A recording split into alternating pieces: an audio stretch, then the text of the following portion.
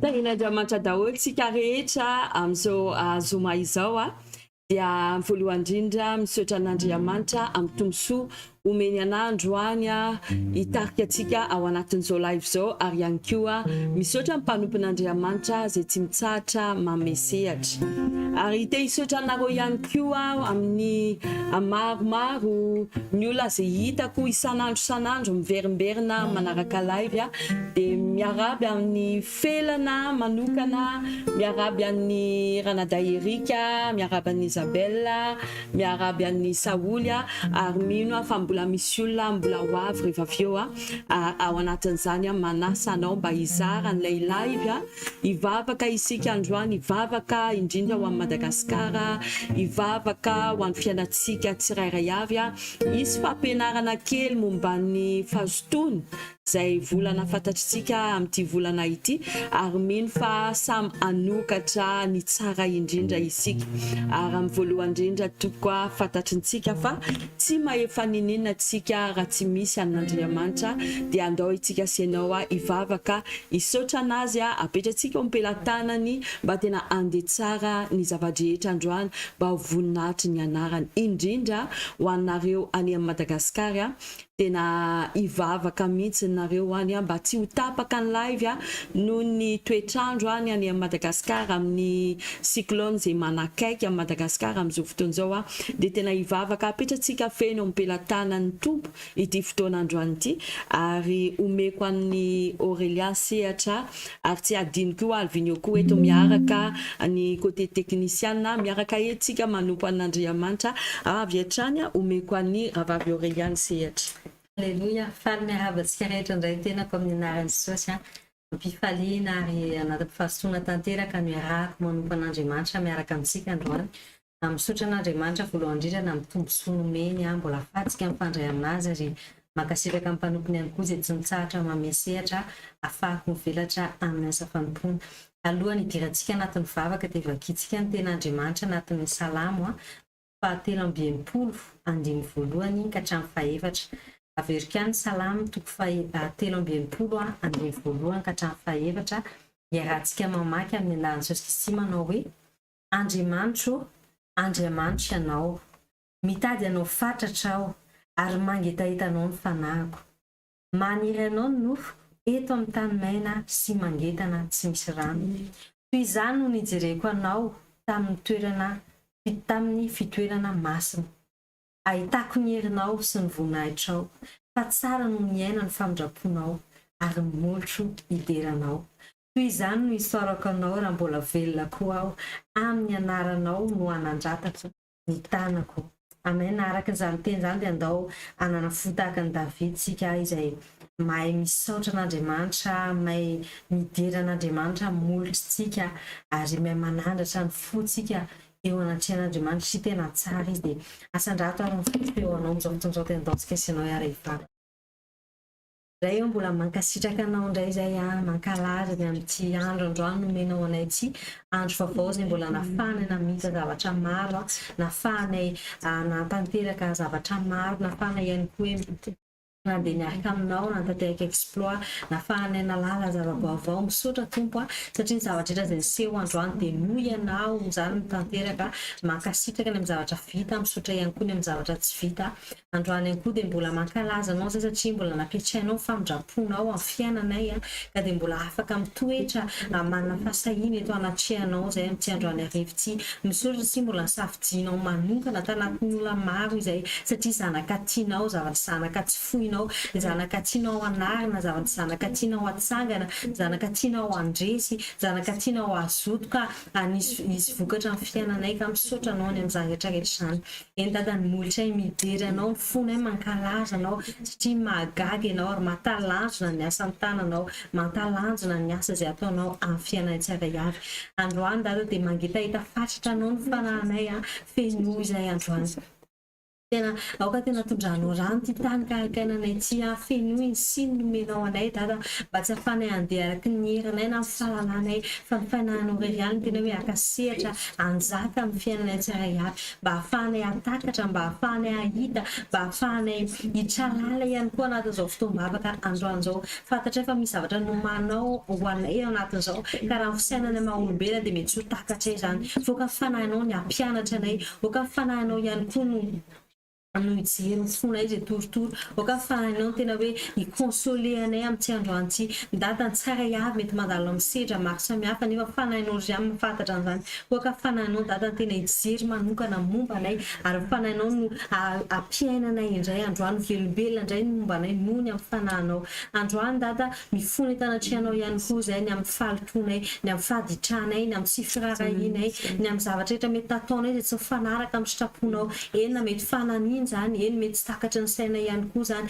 eny mety maka plaisir anatin'izany ihany koa zay fa hifonanay tanteraka eto anatrianao mamelahinao anay araka ny tenao teo dia nilaza araka ny teny David izay isainanay dia milaza hoe famindraponao dia tsara no miaina ka aoka dada ianao namindra fo anay amin'izao fotoan'izao mba hahafahanay andray androso andray ny anjaranay amin'ity androan'ity mba sasao amin'ilay raha sarobidinao zay manomboka mitapilokatra ny faladia asoro ny fahotana rehetra tsy hanjaka ny fiainanay ary eto dada dia misaotra anao ny amin'ny famelanao anay dia misaotra ny fasahiana sady zay fomenao anay amin'ny alarany hery sy fahefana nomenao anay dia ravahanay ny sakatsakana rehetrarehetra amin'izao fotoan'izao na amin'ny resaka internet zany na amin'ny resaka réseau zany na amin'ny resaka ara teknika zany na mety hoe toe-drivotra zay mety miseho zay mety manapanapaka n'ity live ty amin'izao fotoan'izao dia toerinay amin'ny anaran'i Jesosy Kristy ravanay ny asa maizina rehetrarehetra ary inonay fa ianao ny anjaka eto androany inonay fa andeha tsara daholo ny zavatra rehetra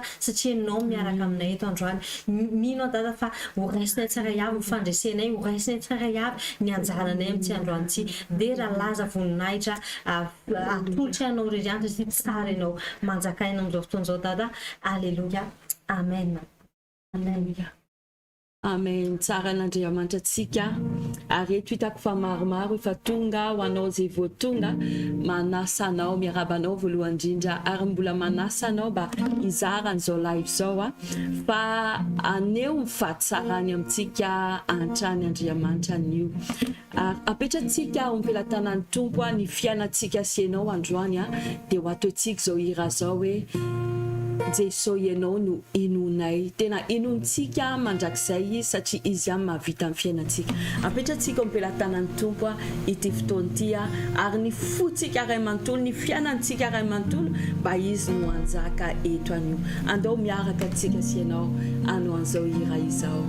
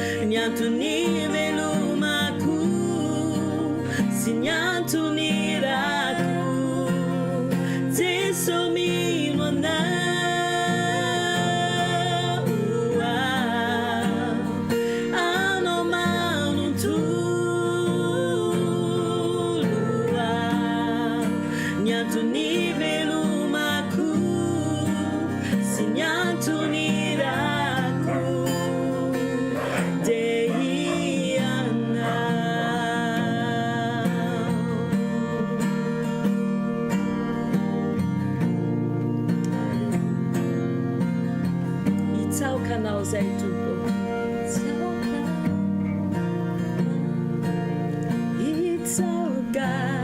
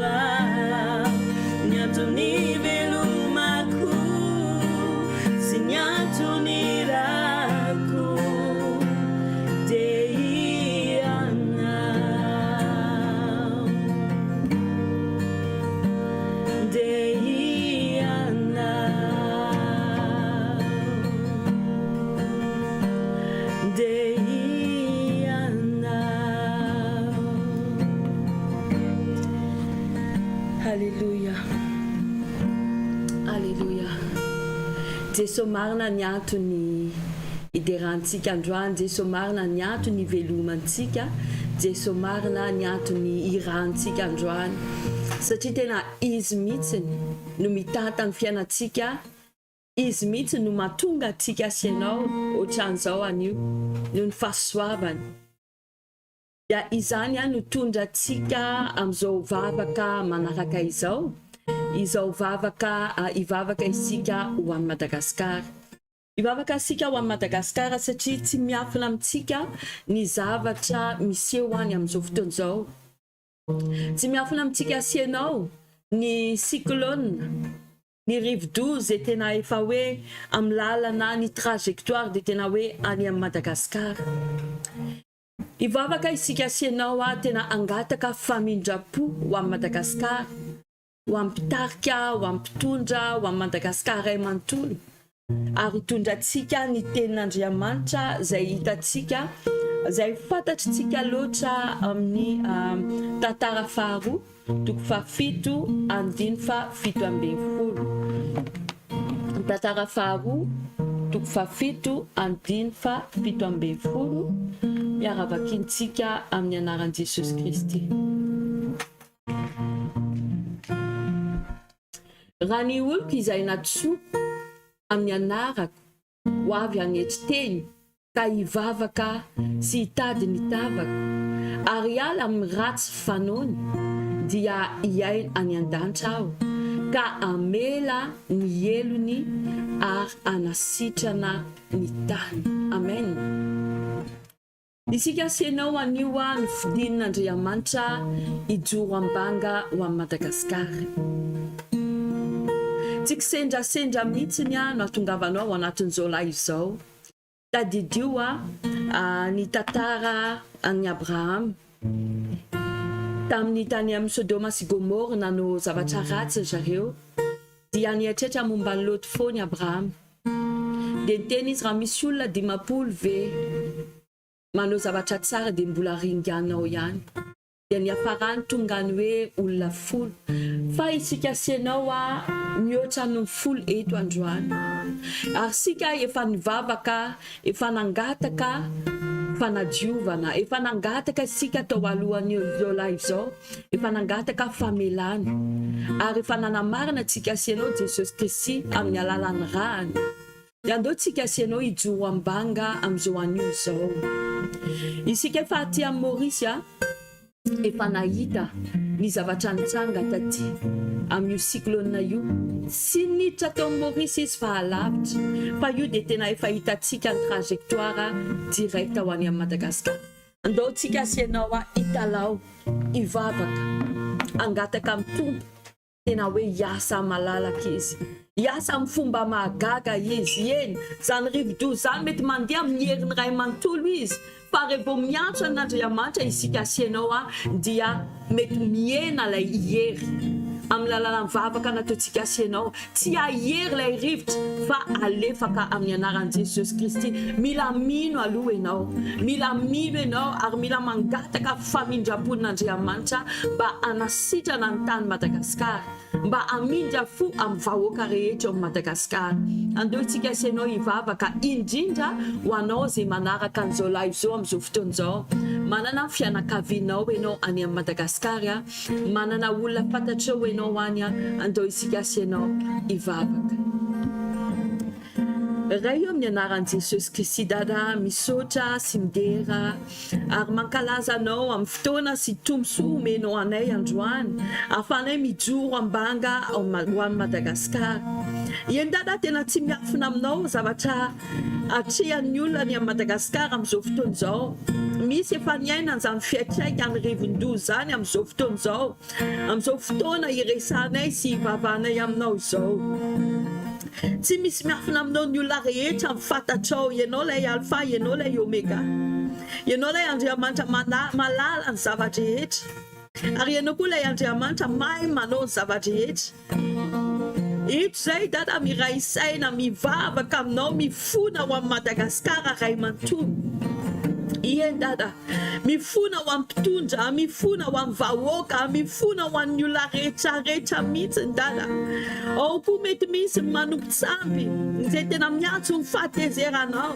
ao mety misy mijangajanga ao mety manao zavatra maro samihafa izay miantso ny fahatezeranao fa izay amin'izao fotoan'izao mijoro ambanga dada mijoro ambanga ho amin'ny Madagasikara mangataka ny famindraponao zay mangataka aminao dada mba tena hoe tsy etraika amin'ny Madagasikara n'izao zavatra zao faratsiana tedavy ny fahavaly atao amin'ny vahoakanao dada miasa ianao amin'izao fotoan'izao amin'ny fomba mahagaga ianao lay Andriamanitra mahay manao fahagagana zay inonay zay vavanay androany ozy koa teninao manao hoe misy zavatra mahagaga tsy haiko ataoko ve araka n'izao tenin'Andriamanitra hijoronay izao dada satria ianao sy ny teninao dia ray ihany raha ny oloko ozy ianao zay natsoko amin'ny anarako ho avy vavaka anety teny iaina mivavaka ataonay ianao ary anasitrana ny tany ozy teninao milanao zay dada milanao zay mivavaka mila famindraponao zay dada mamela ny olona rehetra Madagasikara mamela ny vahoaka dada azavela metraika ny olona zao fahatezeranao zao dada miasa ianao dada mamindra fo ianao lay Andriamanitra be famindrapono atsonay androany ilainay ianao dada amin'izao fotoan'izao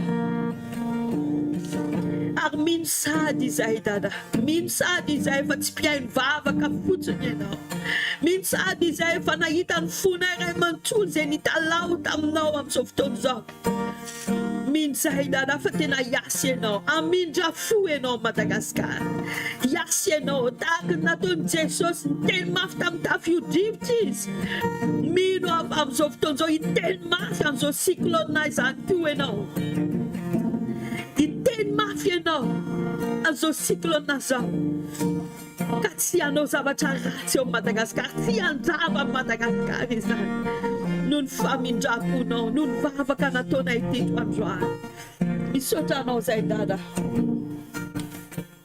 ny anaranao masina izay amin'ny anaran'i Jesosy Kristy misaotra anao zahay io. Alleluia, alleluia. Ary amin'izao fotoana izao alohan'ny idirantsika amin'ny teny fampaherezana ny fampianarana kely andeontsika asianao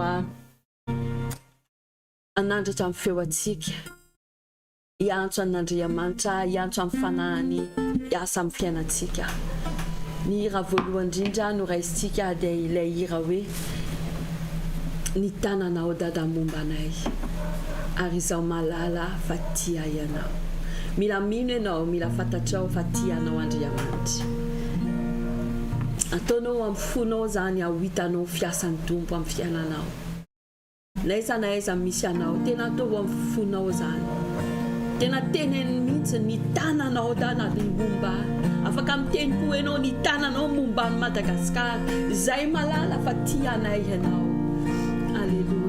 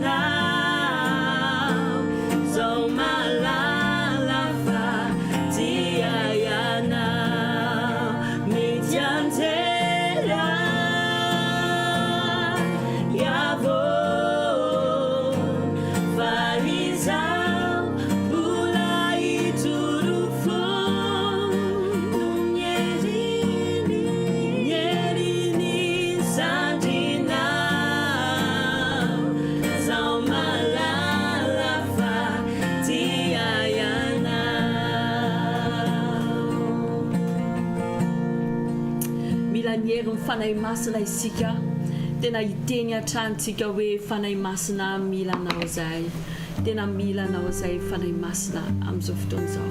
Sandrato ny feoanao naiza na aiza misy anao dia tenena mihitsy hoe fanahy masina milanao zay, kasio ao androany, fenoy ao androany, osory ao androany. Alleluia. Milanao zay fanahy masina.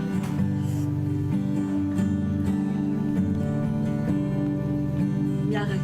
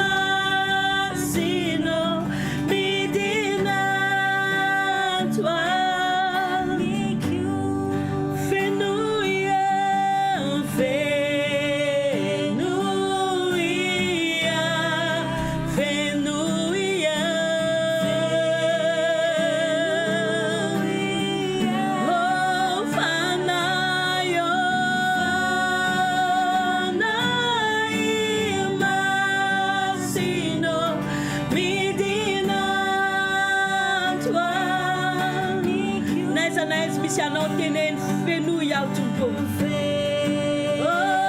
fenoia fenoia asandrato tananao teneny izy fenoy aho fanay masina za matsiapa ny fanatriany amin'izao fotoan'izao mino aho faly misy aminao misy anao dia antoko izy tadidio izy teny hoe naiza naiza misy rona teny miony amin'ny anarako dia ovony aho teneny izy kasioa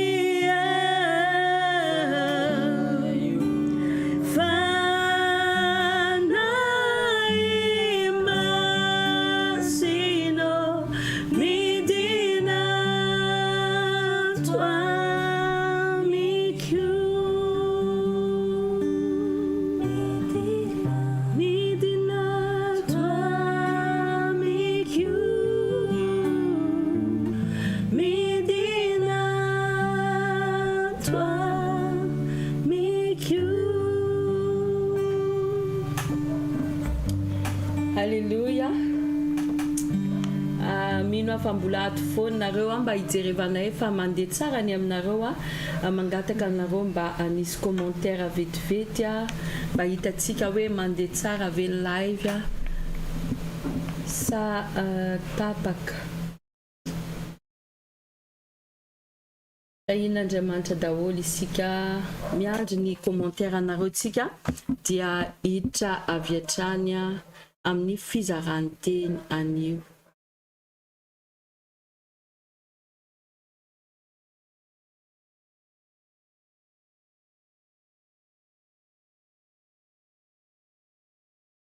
Ok, mandeha le izy dia misaotra an'Andriamanitra indray amin'izao fotoan'izao mamerina fiarabana ho an'ny olona vaovao dia niditra tao aorian'ny fampiaraba dia miarabanareo manokana tafiditra amin'izao live izao mino fa Andriamanitra mihitsy ny safidy anareo manokana ary izy vonona anatsara amin'ny fiainantsika. Tsy adinontsika manko ny ity volana ity dia hoe volan'inona sorata amin'ny commentaire raha fantatrao.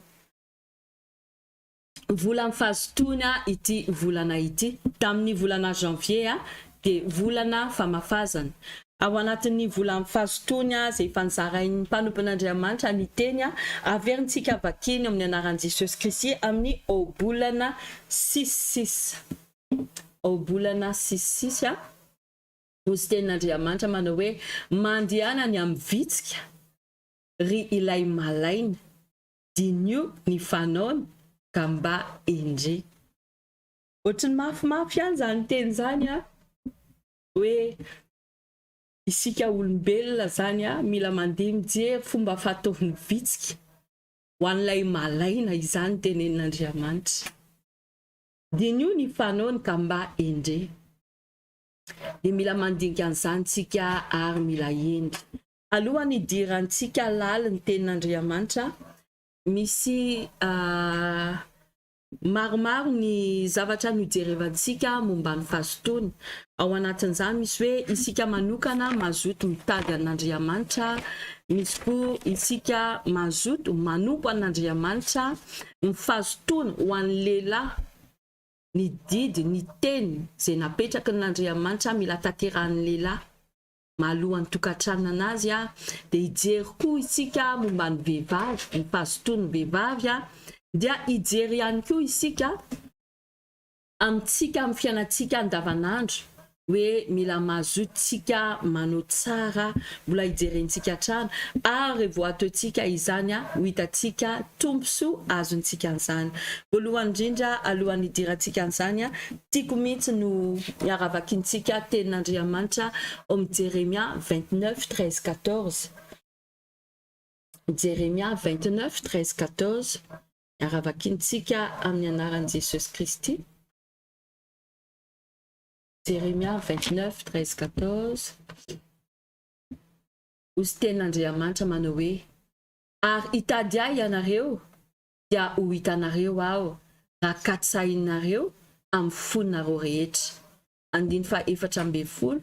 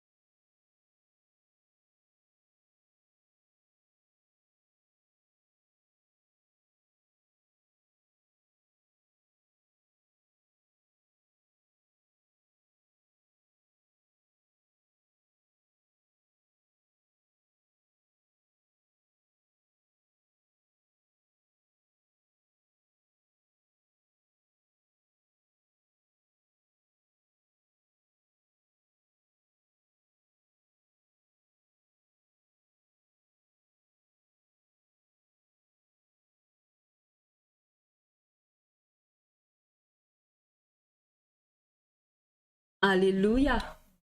Alléluia, tafaverintsika tena mametraka fialatsiny tompoko noho ny resaka réseau dia tapaka le izy teo mino fa tafaverina isika. Rehefa tafaverina ianao dia manova pouce kely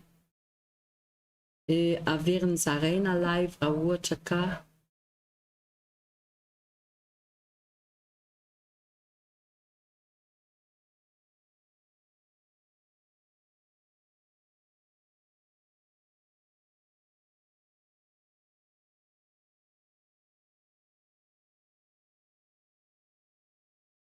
Atsika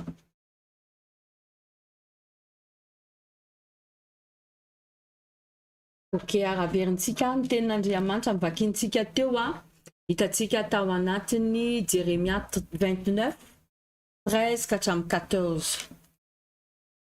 Jeremia 29:13-14 miaravakiny amin'ny anaran'i Jesosy Kristy. Ary hitady ahy ianareo dia ho hitanareo aho raha katsahinareo amin'ny fonareo rehetra. 14.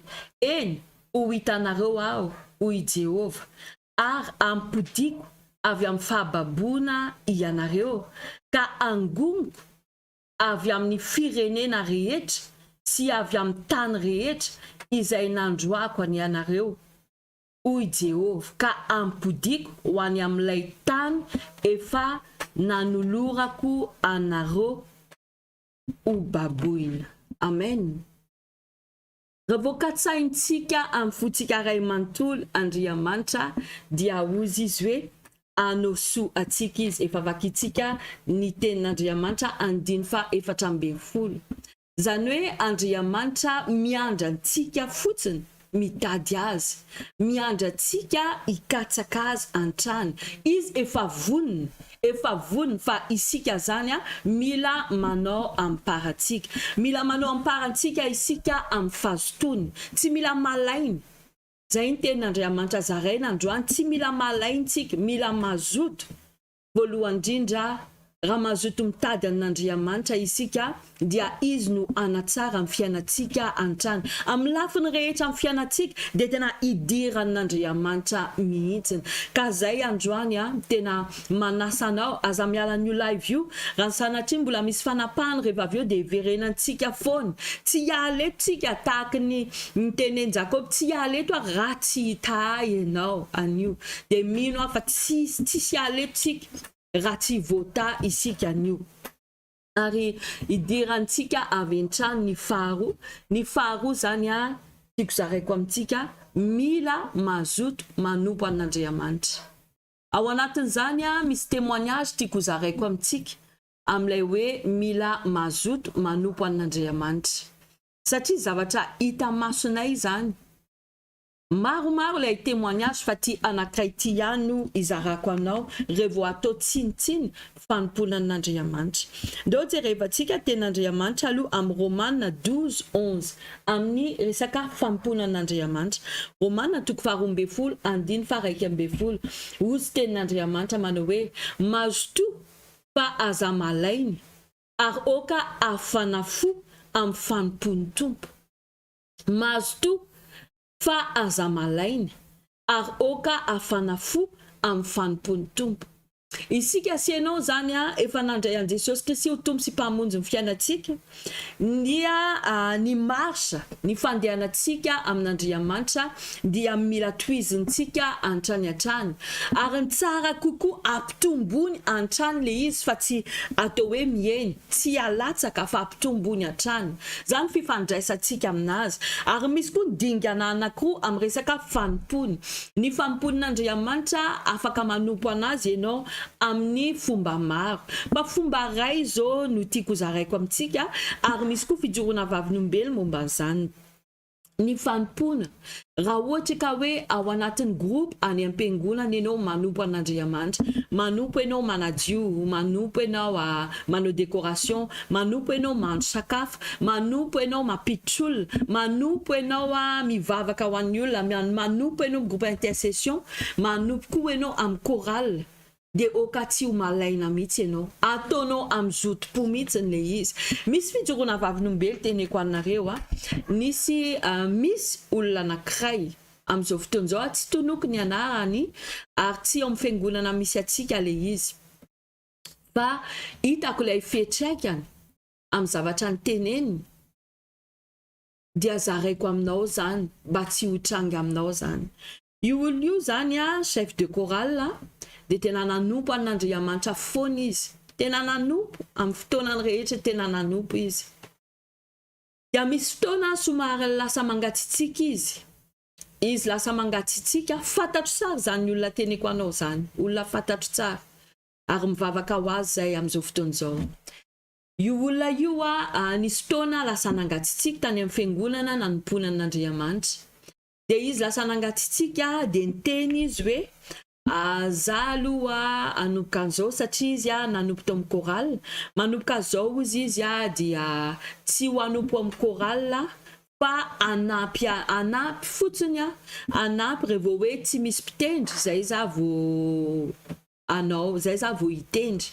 fa ialy a noho ny asako sady reraka efa taona maro za nanompo nanao sakrifisy a de tena omeko sehatra indray ny olo-kafa ozy izy fa anampy ary vao tsy misy mpitendry. Dia teneko anao zavatra mitranga an'izao olo zao am'izao fotoana zao a tena mampalahelo de mampalahelo. Efa taona maro izy niasa tao amin'ny orinasa anankiray nandeha tsara ny orinasy. Tao aoriana fitenena an'izay zavatra izay a nanomboka lasa ratsy ny vola raisiny, nanomboka ny anieny antrany hatrany ny vola raisiny, nanomboka ny eny ny akely hatrany ny vola raisiny. Dia ny farany vao farany teo dia nandre izay tena hoe karaman'ny zazakely indray noho ny raisiny. Atao hoe karaman'ny zazakely satria na dia tanora na dia miasa mivarotra ianao a tsy mahazo an'izany. Raha mpivarotra ty amin'ny Maurice 10 000 roupies ny karama fa latsaka an'izany noho ny raisiny. Dia io zavatra io a tena nampatsiahivy ny tompo anahy izay ny teniny hoe reraka izy a reraka be da be ny asany a dia tsy anompo izy tsy hitendry izy eo am-piangonana fa aleo olo-kafa mitendry. Misy fiantraikany foana rehefa tsy manompo an'Andriamanitra amin'ny fotsika ray manontolo. Misy fiantraikany foana rehefa tsy manatanteraka zavatra ampanaovin'Andriamanitra antsika isika. Fantatritsika tsara ny tenin'Andriamanitra anankiray izay milaza amin'ny Exodus 23-25. Rehefa manompo an'Andriamanitra isika na zavatra nataony ho alavirina amintsika ny aretina ary tsy hisy mihitsy ny momba ao amintsika. Dia zay teny zay zay témoignage zay tena tiako teneko anareo mba tena ho tonga saintsika. Raha any amin'ny Madagasikara ianao amin'izao fotoana izao ataovy tsara amin'ny fanompony, afaka manompo tsara an'Andriamanitra ianao satria misokatra amin'ny fiangonana. Aty amin'ny Maurice ho antsika aty amin'ny Maurice izay mbola tsy misokatra amin'ny fiangonana misy zavatra mbola azonao atao ihany. Afaka mandeha ianao mitory filazantsara mamonjy fanamaro. Be da be zavatra azonao atao. Afaka tonga koa ianao manadio ny toerana fivavahana atao vonona tsara. Maro ny zavatra azontsika atao fa okantsika tsy ho malainy, okantsika azoto amin'ny fanompony. Mino aho fa nakasika anao zay témoignage zay ary ao anatin'izany fotoana zany ianao amin'izao fotoana izao tena hoe malainy. Rehefa miteny ny olona hoe andao hanompo an'Andriamanitra dia malainy hoe mamorona excuse ianao. Dia mino aho fa mamangy antsika Andriamanitra androany ao anatin'izao fijoroana vavin'olombelona izao. Ny lafina ny tokony azoto isika efa nijerentsika voalohany indrindra mazoto mitady an'Andriamanitra isika sy ianao. Isika manokana intimité miaraka amin'Andriamanitra. Faharoa nijerentsika hoe mazoto manompo an'Andriamanitra. Fahatelo isika hijery amin'izao fotoana izao hoe mila mazoto miresaka momba ny lehilahy amin'izao fotoana izao. Ary lehilahy hitako eo ny Ranada Jean-Éric hitako teo ary novolainy koa mety eo ny Ranada Patrick koa eto mety misy koa lehilahy ambonimbony eo dia eno izany teny zany. Lehilahy endry ianareo mino aho fa ataonareo tsara zavatra ampanaovin'Andriamanitra anareo satria nataon'Andriamanitra ho lohan'ny tokantrano ianareo. Na izany ary tenin'Andriamanitra io averina vakintsika amin'ny anaran'i Jesosy. Hitantsika ny tenin'Andriamanitra amin'ny Efesiana 5.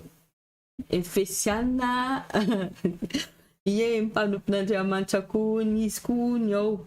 Efesiana 5 andimy fa 5:20 ka hatramin'ny 7:20 miara-vakintsika amin'ny anaran'i Jesosy Kristy.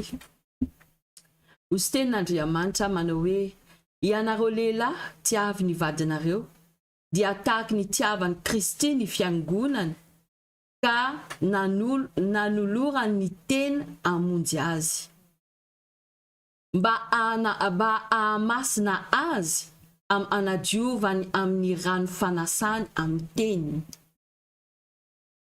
mba ho raisina ho antenany izany ho fiangonana malaza tsy misy petipetiny na fiketronana na izay toy izany fa mba ho masina sady tsy misy tsiny izy. Dia tahaka izany koa ny lehilahy tokony ho tia ny vadiny tahaka ny tenany ihany, izay tiany ny vadiny dia tiany ny tenany. Fa tsy mba nisy olona tsy tia ny nofony fa mamelona sy mitaiza azy, dia tahaka ny Kristy amin'ny fiangonany. Amen. Hitanareo ao mila mazoto nareo lehilahy, mazoto nareo lehilahy ity amin'ny vadinareo. Ny ao anatin'ny fitiavana zareo araka ny vakintsika le tenin'Andriamanitra faraparany teo, ny 7:20 nge jerevantsika amin'ny anaran'i Jesosy, 7:20 averina vakiny. Izy hoe fa tsy mba nisy olona tsy tia ny nofony fa mamelona sy mitaiza azy, dia tahaka ny Kristy amin'ny fiangonana.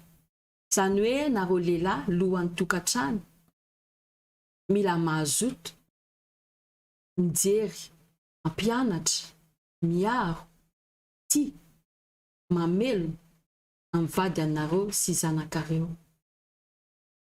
Mila mazoto manatanteraka ny didy zay apetraka n'Andriamanitra ao aminareo. Mbola ho adinin'Andriamanitra aminareo izany, aza de faly loatra raha vehivavy fa mbola ho avy koa ny antsika avy eo. Fa ny lehilahy zany tena tiako hoe mahazo an'izany tsara, sady isika vehivavy mila manaja ny lehilahy. Matoa lehilahy napetraky n'Andriamanitra lohan'ny tokantrano, dia ianareo lehilahy aza manaiky entin'ny vehivavy ianareo. Mijoro amin'ny toerana nametran'Andriamanitra anareo. Na ho faly mivadinareo, za koa vehivavy, na tsy ho faly izy, tenin'Andriamanitra tanterana foana. Raha vao hitanareo fa tsy mety ny ataon'ny vadinareo, na aminareo zany, na miresaka fifandraisana amin'Andriamanitra, na miresaka fitezaina any zanaka, anjaranareo no miteny. Indrindra ianareo lehilahy mila mitaiza araka ny tenin'Andriamanitra teo, mitaiza amin'ny vadinareo, mampianatra anazy. Isika vehivavy indraindray mieritreritra hoe io lehilahy io tsy misainy, io lehilahy io tsy matakatra, io lehilahy io tsy mahay.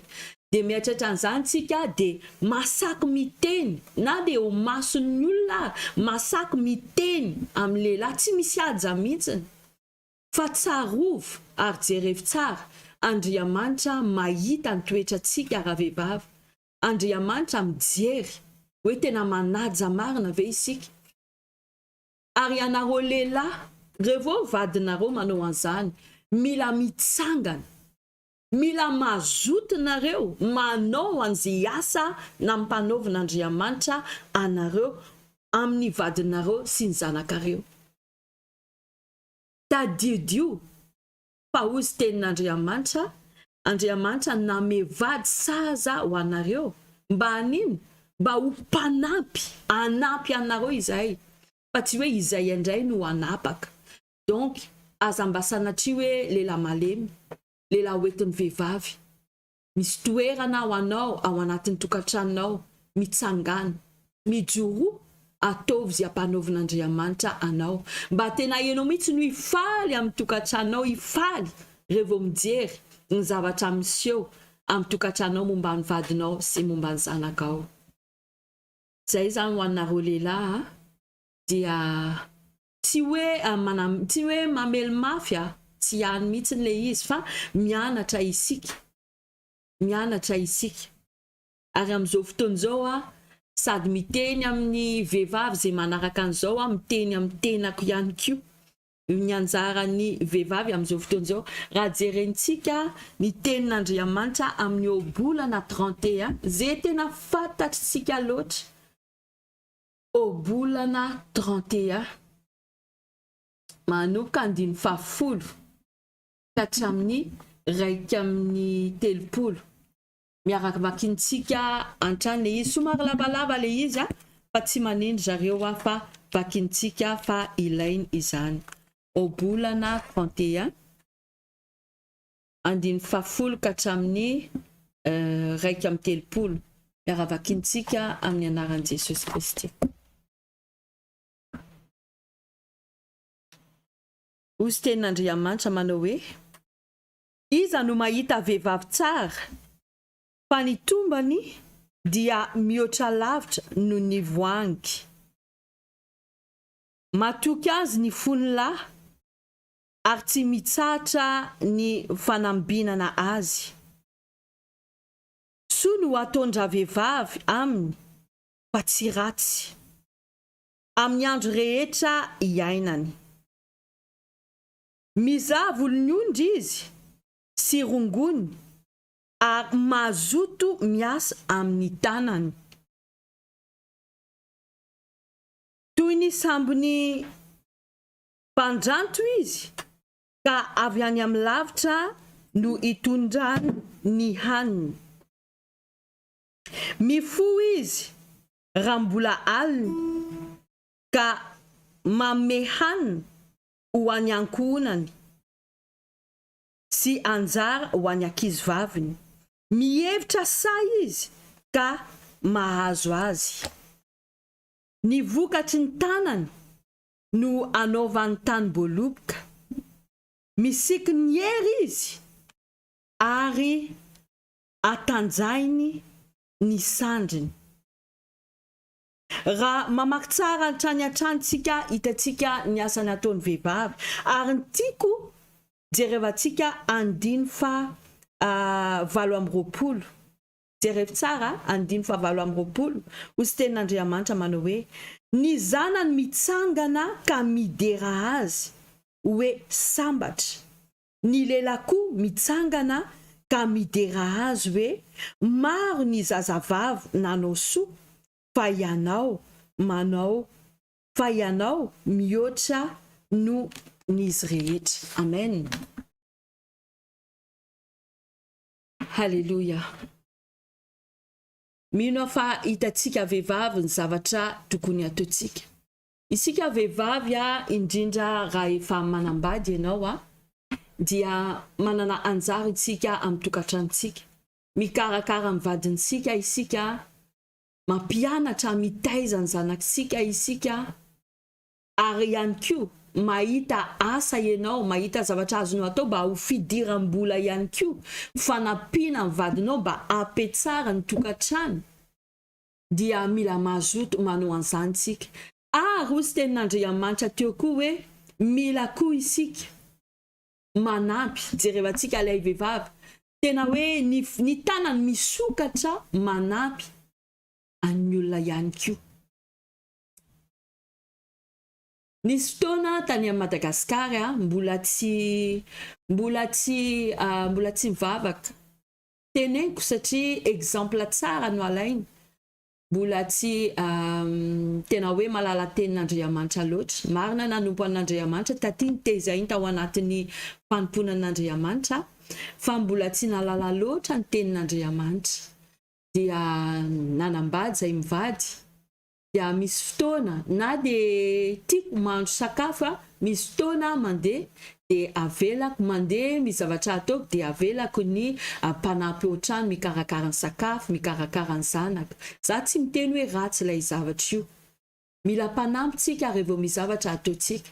Fa tsy mpanampy akory no manapaka ao amin'ny tokantranontsika. Tsika vehivavy manana ny toerantsika, manana anjarantsika. Misy zavatra tokony ataontsika vehivavy ao amin'ny tokantranontsika, tsy azo soloina iza na izy. Mila mazototsika mikarakara ny vadintsika, mikarakara ny zanakitsika, ary ihany koa raha misy asa fidiram-bola hafa dia ataovy hatrany izany. Mba tena andeha tsara, mila mazoto zany amin'ny lafiny rehetra. Mila mazoto koa ianao amin'ny fanomponan'Andriamanitra. Mila mazoto koa ianao amin'ny fanaovana soa amin'ny olona. Misy koa zavatra efa rehako. Zavatra efa rehako fa mino fa vehivavy endry sy vehivavy tia manampy ao anatin'izao live izao. Zay efa nahita sy nandre hoe lehilahy te hanampy olona ny ivelany. Vehivavy indray no miteny hoe aza atao an'izany, aza apio izy. Tsy mety re izay zavatra izay. Tsy mety. Rehefa hita ny lahy fa zao mila atao, dia manampy isika vehivavy. Aza sakanana hoe fanaovana soa, mila mahazotsika. Jereo nge Jesosy Kristy nandendeha nanao soa. Isika vehivavy indrindra tokony mampirisika ny lehilahy manao soa. Fa tsy hoe isika vehivavy indray no manakana an'izany. Mila mazoto manao tsara isika. Jerevantsika indray amin'ny manaraka amin'ny fiainatsika izay nidirako amin'ny fiainatsika andavanandro, fiainatsika isanandro. Misy tenin'Andriamanitra tiako zaraiko amintsika ho aorianan'izay. Mpanompon'Andriamanitra efa niteny momba ny asa. Za koa te hiteny aminao androany fijoroana vavin'olombelona momba ny asa. Amin'ny asa omen'Andriamanitra tsika asianao mila mahazoto isika asianao. Na dia sanatria aza ratsy hoe tsy mandeha amin'ny fahitsiny ny patron atsika, tsy anjarantsika no miteny-dratsy momba anazy. Efa nampianatra foana mpanompon'Andriamanitra. Fantatro fa maro amintsika amin'izao fotoan'izao mieritreritra hoe ho anahy ny teneny mamoa an'izay zavatra izay. Eny tsy manino raha raisinao ohatr'izany le izy. Fa hiteny zavatra aminao fijoroana vavin'olombelona ho anahy mihitsy zavatra ny ainako. Hitanareo nisy fotoana zay taty Maurice nanana magasin tany amin'ny Flic en Flac. Nandeha tsara io magasin io, dia rehefa avy eo ny fitanin'ny olona izay, dia tsy maintsy namidy ny magasin. Dia avy eo namidy ny magasin, nandeha tany amin'ny Madagasikara, dia avy eo miverina taty Maurice ny fanananay rehetra nalefanay mba hanokatra fiangonana tany amin'ny Nord. Efa nazavain'ny mpanompon'Andriamanitra zany misy fotoana tany am-piangonana. Dia za tamin'izany niteny hoe aleo za hiasa na izany hiasa, nandeha nitady asa dia nahita asa. Ny asa nihitako ny patron koa nanana magasin anankitelo. Dia rehefa tsy eto amin'ny Maurice izy dia za responsable an'ireo magasin ireo. Ilay magasin Andriamanitra vavin'olombelona tena hoe niraisiko anahy. Amin'ny 7 maraina zareo tsy maintsy efa tonga any amin'ny magasin, ary amin'ny 10 alina vao tafody isanandro. Satria nataony responsable an'ireo magasin ireo Hitan'Andriamanitra nataoko ho ana mihitsy le izy.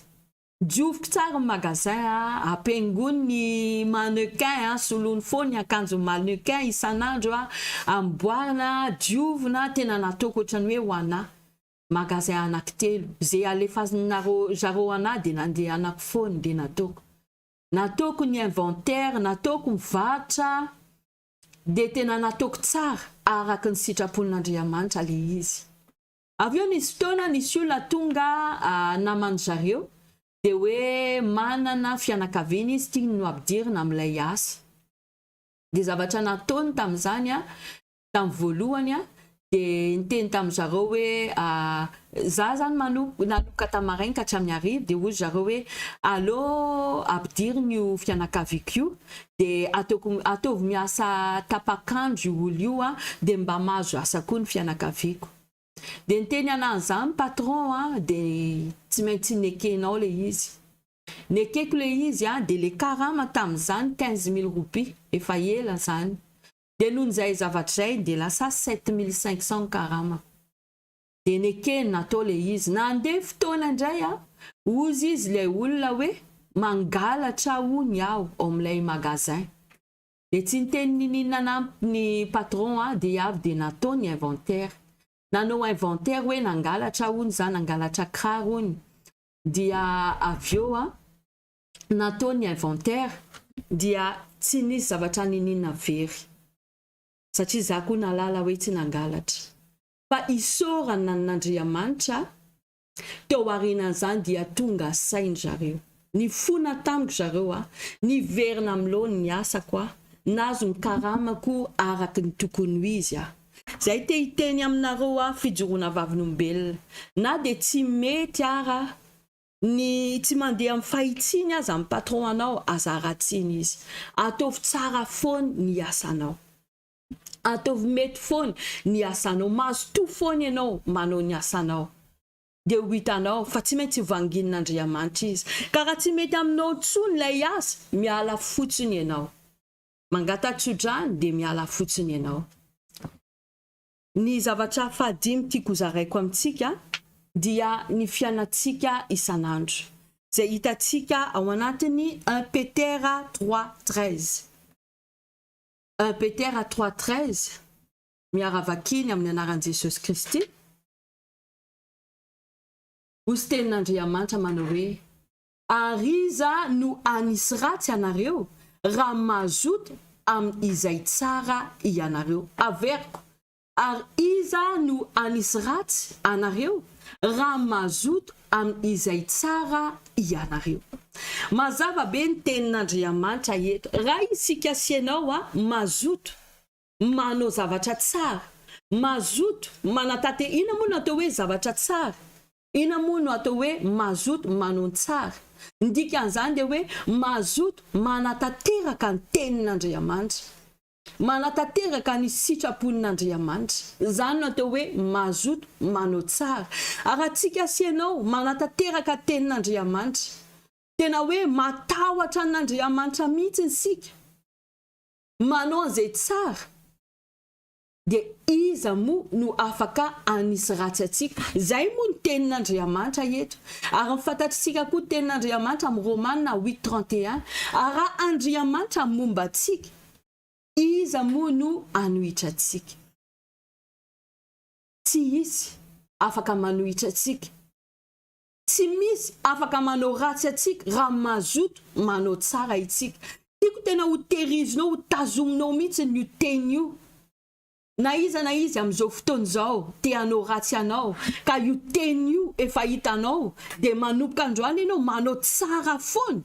Tsy misy sa hanao ratsy anao, satria ny tenin'Andriamanitra miteny amin'ny fiainatsika sianao.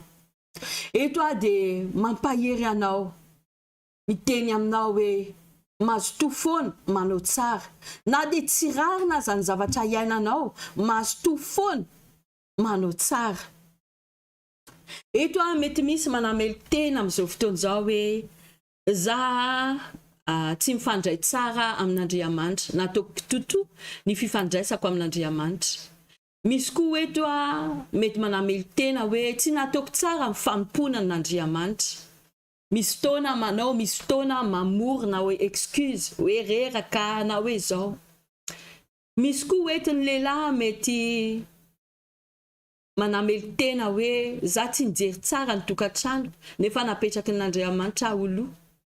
Mety misy koa vehivavy eto miteny hoe za koa misy zavatra tsy mety nataoko tamin'ny tokantrano, sady tsy nanaja ny vadiko, tsy nitaiza tsara ny zanako, tsy nijery ny tokantranoko, tsy nanao zavatra tsara masoa.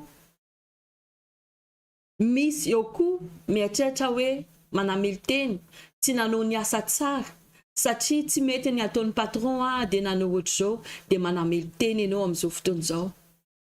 Hitantsika ity fotoana ity, izao lohatena nomen'Andriamanitra ho antsika amin'ity volana ity hoe volana fahazotony, dia fampianarana ho antsika sianao. Tsy hoe anamelika atsika koa, fa mamerina amin'ny fiainatsika amin'ny laonina miaraka amin'Andriamanitra. Ny tiako hidirako amin'izany hoe Andriamanitra atsika dia Andriamanitra be famindrapo. Ka raha Andriamanitra be famindrapo izy, isika sianao zao mieritreritra hoe tsy mety nataoko tamin'iny, tsy mety, tsy nataoko tsara ny asa, tsy nataoko tsara ohatr'izao, dia afaka isika mangataka famindrapo androany. Matoa nalefan'Andriamanitra io teny io dia voninko izy, ary malala ny ao anatin'ny fony sy ny saintsika tsirairay avy izy amin'izao fotoana izao hoe ny anona zao manamely teny, dia vonina izy hamindrafo. Fa isika sianao kosa mila manaiky, tsy nentina atao vonina dada anompo anao amin'ny fahazotony, vonina hanao zavatra tsara rehetra amin'ny fahazotony. Jerentsika tenin'Andriamanitra anankiray amin'ny Apocalypse 3:19. Apocalypse 3:19 manao hoe izay rehetra tiako no anariko sy ho faizako, koa dia mahazo toa ianao ka mibeba. Amen. Izay rehetra tiako no anariko sy fahaizako. Koa dia mahazo toa ianao ka mibeba. Mahazo toa ianao ka mibeba. Matoa Andriamanitra mampianatra antsika, manarina antsika androany, dia midika izany fa tiantsika izy. Ary miteny hoe mahazo toa ary mibeba. Mila mibeba ka isika sy ianao raha tiantsika tena hoe andeha tsara ny fiainantsika. Ny tenin'Andriamanitra fampaherezana ho antsika sy ianao. Omen'Andriamanitra antsika androany Isaia 43, 18-19. Zay fantatritsika sy ianao loatra. Fa teneniko le izy. Mba amin'izay ianao tsy mieritreritra ny zavatra ratsy nataontsika sy ianao taloha. Jereo hoe aza mahatsiaro ny lasa na misaina ny taloha. Indro izaho efa anao zava-baovao. Koa ankehitriny dia efa miposaka izany. Tsy alala izany ve ianareo? Eny, any amin'ny hevitra no anaovako lalana ary any amin'ny tany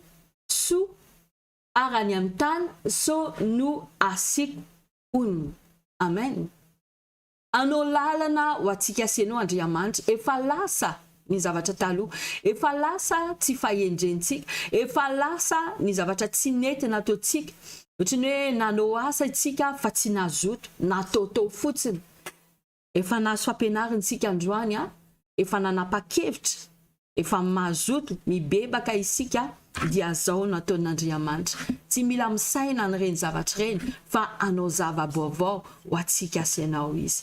Tenin'Andriamanitra farany vakiko amintsika, Isaia 62, 11. Isaia 62, 11, vakintsika amin'ny anaran'i Jesosy. Dia amarana isika ivavaka ho anao ao. Isaia 62, 11. Hozy tenin'Andriamanitra manao hoe: indro Jehova efa nanambara trano amin'ny faran'izao tontolo izao, nanao hoe 62, 1 azafady. Hozy tenin'Andriamanitra manao hoe: tsy anginy aho no ny amzony, ary tsy hitsamiteny aho no ny am Jerusalem. Mandra-piposaky ny fahamarinana tahaky ny famirapiratra ny mazava, ary ny fahamonjena azy tahaky ny fanilo mirehitra. Tsy anginy n'Andriamanitra, tsy anginy izy amintsika, fa tian'Andriamanitra miposaka ny fahamarinantsika, ary tian'Andriamanitra mirehitra ny fanilo ny famonjentsika sy ianao. Zany teny avelako atsika androany. Ary mino fa anomboka androany ianao azoto anompo an'Andriamanitra, azoto hitady an'Andriamanitra, azoto ianareo lehilahy hitarika amin'ny vadinareo, zanakareo, hijoro amin'ny toerana nametran'Andriamanitra anareo. Ary ho antsika vehivavy azoto hikarakara amin'ny vadintsika, zanakitsika, tokantranontsika, ny asa izay omen'Andriamanitra antsika. Azoto daholo isika anao tsara indrindra amin'ny asa nomen'Andriamanitra antsika, ary azoto ihany koa isika manao soa amin'ny olona. Fa rehefa manao soa, manao tsara isika, tsy misy nizana izy afaka manao ratsy amintsika. Eto aho dia ivavaka ho antsika anio. Mino fa nakasika anao izao teny izao androany, ary mino fa nanapa-kevitra ianao. Hozy tenin'Andriamanitra hoe izy tsy mijery ny andro tsy fahalalana. Raha ohatra ka hoe tsy nahalala ianao, tsy mijery an'izan'Andriamanitra. Amin'izao fotoan'izao isika mahalala, manao dingana tsara, manaraka an'Andriamanitra, manapa-kevitra tsara, manapa-kevitra tsara, anompo anazy amin'ny fahazotoany. Ndao ary tsika ivavaka. Raha io amin'ny anaran'i Jesosy Kristy dada misaotra anao amin'ny teny izay nalefanao androany. Mankasitraka anao, mideranao manokana ny tenako amin'ny tombosoa izay nomenao anahy. Ahafahako dada mitondra teninao eto androany. Eny dada teny tsy avy amiko, teny avy aminao. Satria tianao tompo ho vonjena ny zanakao. Tianao dada ho tanteraka amin'ny planinao amin'ny fiainan'ny zanakao. Tianao dada amerina ny laony ny fiainanay. Mankasitraka anao dada amin'ireo teninao velona, ireo teninao izay efa miasa sady amin'ny fiainanay tsirairay avy. Dada, ianao malala n'iza na izy ao anatin'izao live zao. Ianao malala ny fiainany tsirairay avy. Ianao malala n'iza na izy amin'izao fotoan'izao manamelo-tena. Ianao malala n'iza amin'izao fotoan'izao tompo tena hoe tonga saina fa mibebaka mifona aminao amin'ny tsy famendrehany. Dia te mangataka aminao aho dada ba ho jerenao manokana ny olonao. Zay miantso anao amin'izao fotoan'izao, zay mifona aminao, zay mibebaka aminao amin'ny zavatra tsy nety nataony, amin'ny zavatra rehetra zay nataony fa tsy nataony amin'ny zotom-po zany. Mamelanay tsirairay avy zany dada. Na amin'ny lafin'ny fifandraisanay aminao, na amin'ny lafin'ny fanomponay anao, na ho an'ny lehilahy, na ho an'ny vehivavy zay ao anatin'ny tokantrano, na ho an'ny amin'ny lafin'ny asanay, amin'ny lafin'ny fanaovana soa tokony ataonay dada. Dia mifona aminao zay. Eto aho dada dia mangataka fanomboana vaovao sy teninao manao hoe adinio ny lasa, efa lasa ny lasa fa indro ianao manao zava-baovao. Dada manomboka izao. Oka tena zava-baovao mihitsy ny ainan'ny zanakao araka ny teny nalefanao androany. Tena hoe anao lalana ho anay tsirairay avy. Ien, indrindra lalana azahoanay fahendrena bebe kokoa. Amin'ny fomba fandehananay miaraka aminao amin'ny fiainanay isan'andro isan'andro. Mba tena hiseho ny voninahitra eo amin'ny fiainanay tsirairay avy tompo. Satria hozy teninao manao hoe ao anatin'izany fahazotoana manompo anao zany. Dia tena hiposaka ny fahamarinanao amin'ny fiainanay. Hiposaka ny voninahitra eo fotoan'izao. Ka me fanomboana vaovao. Ary andeha izy vehivavy mahery, lehilahy mahery. Tsy ho ketraka mihitsy, tsy ho reraka amin'ny fanaovana tsoa. Andeha anao zavatra rehetra izay ampanaovinao anay amin'ny zotom-po. Ary tena hifaly zay amin'ny vokatra an'izany. Dada misaotra sady anao amin'ny zavatra rehetra ataonao amin'ny fiainanay. Dada eto koa misy olona miandrandra zavatra zay tsy mivoalazako eto. Na momba ny fahasalamana zany. Na momba ny koa ny fiainan'ny ara-panana, momba ny vadiny, momba ny zanany, momba ny asany, momba ny projet, momba ny zavatra andrasany. Dada mivavaka ao androany. Ataovy mahita soa izy aminao dada. Ataovy mahita fity izy aminao na inona zavatra andrasany amin'izao fotoan'izao. Ianao lay Andriamanitra tsy miova omaly anio ary mandrakizay. Mangataka aminao za dada mba tena hoe hovanginao reo olo reo. Ary mba homenao fifaliana izy. Ary fifaliana avy aminao zany dada le tena hoe fifalimbe, tena hoe feno fifaliana ny fiainany.